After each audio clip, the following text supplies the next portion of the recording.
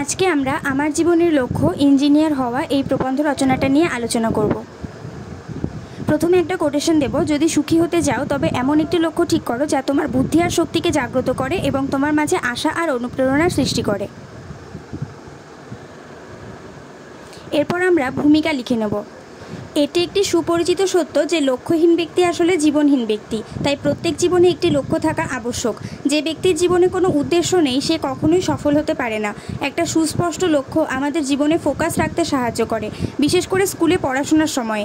আমাদের নির্ধারিত লক্ষ্য সর্বদা আমাদেরকে কঠোর পরিশ্রম করতে, নতুন দক্ষতা শিখতে ও ভবিষ্যতের জন্য তৈরি হতে উৎসাহ প্রদান করে।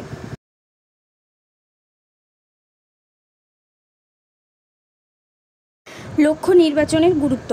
জীবনের অনেক সময় আমরা অনেকভাবে অপচয় করে ফেলি, যার কোনো ক্ষতিপূরণ করা সম্ভব হয় না। মানুষের নিজস্ব একটা লক্ষ্য থাকলে সেই স্থানেই সে নিজেকে উন্নীত করতে পারে। প্রত্যেক মানুষের জীবনে কোনো না কোনো স্বপ্ন থাকে।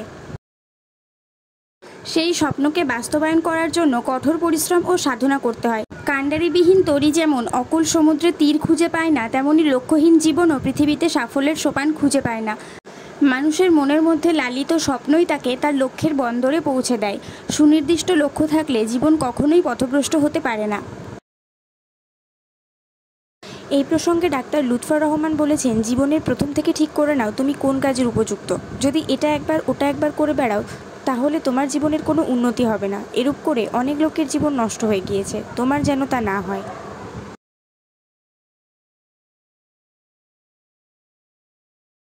লক্ষ্য নির্বাচনের সঠিক সময়। ছাত্রজীবন আদতে তপস্যার সময়। এই সময় কঠোর অধ্যবসায় ও পরিশ্রমের সময়। তাই ছাত্রজীবনে কোনো অর্থবহ লক্ষ্যকে সামনে রেখে সঠিক পথে মন প্রাণ দিয়ে সাধনা ও পরিশ্রম করলেই লক্ষ্যে পৌঁছে জীবনকে সার্থক করা যায়। তাই ছাত্রাবস্থায় হলো লক্ষ্য নির্বাচনের সঠিক সময়। এই সময় একটি লক্ষ্য স্থির করে তাকে রূপদানের আপ্রাণ চেষ্টা করে সামনের দিকে অগ্রসর হতে হবে। আমার জীবনের লক্ষ্য। ছোটবেলা থেকেই আমার ইঞ্জিনিয়ার হওয়ার এক প্রবল ইচ্ছা আছে। আমি চাইতাম পিছিয়ে পড়া কোনো গ্রাম বা মফস্বলে গিয়ে সরকারি সাহায্যে কোনো আধুনিক হাসপাতাল বা বিদ্যালয় গড়ে তুলতে। প্রকৌশলী বিদ্যার ওপর বরাবরই একরকম টান অনুভব করেছি। একজন সুদক্ষ ইঞ্জিনিয়ার হতে গেলে অবশ্যই আর্কিটেকচার জাতীয় বিষয়গুলিকে অধিক গুরুত্ব দিয়ে পড়তে হবে। ইঞ্জিনিয়ার হতে চাওয়ার কারণ। আমাদের দেশের বেশিরভাগ মানুষরাই বর্তমানে অন্যদের সাহায্য করার তুলনায় নিজের আখের গোছাতে অধিক তৎপর। প্রায় বেশিরভাগ ইঞ্জিনিয়ার এখন অধিক বাজেট রাখার কারণে সাধারণ মানুষের পক্ষে নিজস্ব আবাস গড়ে তোলা অত্যধিক কষ্টকর হয়ে উঠছে।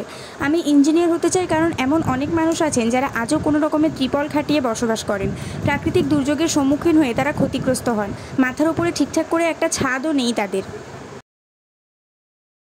এছাড়া অনেক ইঞ্জিনিয়ার বড় বড় ইমারত তৈরির সময় অতিরিক্ত দাম নিয়ে উচ্চমানের কংক্রিট বা উপাদান কেনার প্রতিশ্রুতি দিলেও আদতে তারা মানুষ ঠকায়। বেশি বেশি টাকা নিয়ে নিকৃষ্ট মানের উপাদান কিনে ইমারত বা বড় কোনো প্রতিষ্ঠান তৈরি করে। ফলে 4-5 বছর যেতে না যেতেই সেই প্রতিষ্ঠান বা ইমারত ভেঙে পড়ে ও অনেক মানুষ ক্ষতিগ্রস্ত হন। আমি সেই সব ইঞ্জিনিয়ারদের জাল কাজকর্মের তীব্র বিরোধিতা করি। আমি এই পেশায় নিজের সেবাটুকু দিয়ে পরিশ্রম মারফত সাফল্য অর্জন করব, কিন্তু মানুষের বিশেষের সুযোগ নিয়ে তাকে ঠকাবো না।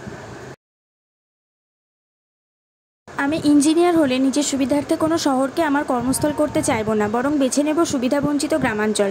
সেখানে নিরক্ষর বা স্বল্প শিক্ষিত মানুষের ইঞ্জিনিয়ারিং শিল্পের বিষয়ে অজ্ঞতার কারণে তারা দিনের পর দিন অসৎ ইঞ্জিনিয়ার বা প্রমোটারদের দ্বারা প্রতারিত হন। ইঞ্জিনিয়ার হওয়ার সুযোগ পেলে আমি সেই প্রত্যন্ত গ্রামগুলিতে গিয়ে নিজ উদ্যোগ ও খরচায় ভালো ভালো স্কুল, কলেজ ও হাসপাতাল তৈরি করে দেব। অসহায় গ্রামবাসীদের উন্নত করব। হিপোক্রেটিসের সেই মহান বাণীর মতো সকল আত্মস্বার্থ ভুলে আমি আত্মনিয়োগ করব মানুষের সেবায়। নিজের সকল অসুবিধা উপেক্ষা করে ছুটে যাব গরিবদের সেবার উদ্দেশ্যে।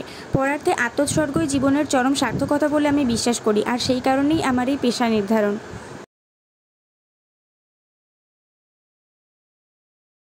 উপসংহার। আমরা আজ এই পারস্পরিক হানাহানি হিংসার যুগে এই কঠিন সময়ে ভালো কিছু করার কথা, অন্যের জন্য ভাবার কথা ভুলতে বসেছি। কেউ আজ আত্মস্বার্থ ভুলে জাতির সেবায় আত্মনিয়োগের কথা ভাবলে সে সমাজে উপহাসের পাত্র বলে বিবেচিত হয়। তবু আশা রাখি যে আজ যা আমার স্বপ্ন, আমার জীবনে তাকে বাস্তবায়ন করার কাজে আমি সফল হব।